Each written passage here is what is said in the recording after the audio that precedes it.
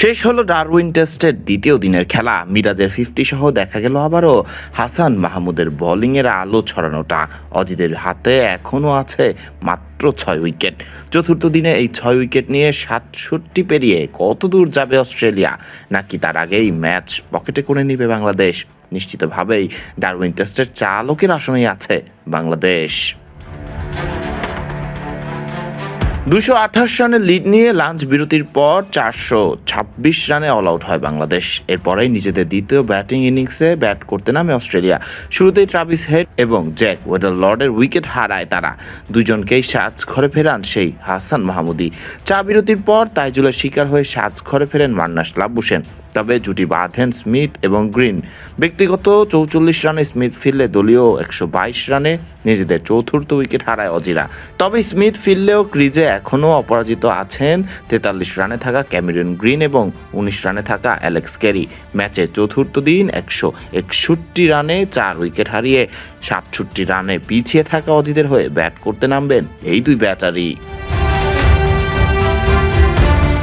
Darwin টেস্টের তৃতীয় দিনের শুরুতেই ব্যাট হাতে ব্যাট করতে নামেন মিরাজ এবং হাসান ব্যক্তিগত 14 রানেই ফিরলে তৃতীয় দিনের প্রথম হোঁচট খায় বাংলাদেশ, হারায় নিজেদের সপ্তম উইকেট।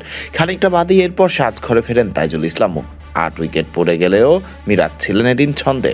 একটি ছক্কা এবং 5-4 সহ মোট 154 বলে 65 রানের ইনিংস খেলে দিন হ্যাজেলউডের শিকার হয়ে সাজঘরে ফিরেছেন মিরাজ।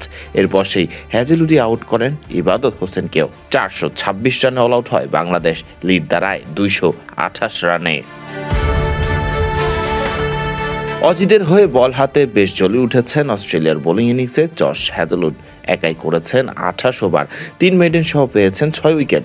বনে গেছেন টেস্ট ক্রিকেটে 300 উইকেটের মালিকটাও। এছাড়া অজিদের হয়ে 2টি উইকেট শিকার করেছেন আরেক পেসার মিচেল স্টার্ক এবং 1টি করে উইকেট পেয়েছেন অধিনায়ক প্যাট কামিন্স এবং অভিজ্ঞ স্পিনার নাথান লায়ন। এদিকে লাঞ্চ বিরতির পরই বাংলাদেশ অল আউট হলে ম্যাচে নিজেদের দ্বিতীয় ইনিংসে ব্যাট করতে নামে অস্ট্রেলিয়া। আরও একবার বল হাতে প্রথম ইনিংসের পর দ্বিতীয় বোলিং ইনিংসেও চলে ওঠেন বাংলাদেশের হাসান মাহমুদ। চা বিরতির আগেই সাজঘরে পাঠান ট্রাভিস হেড এবং জ্যাক ওয়েদারলকে।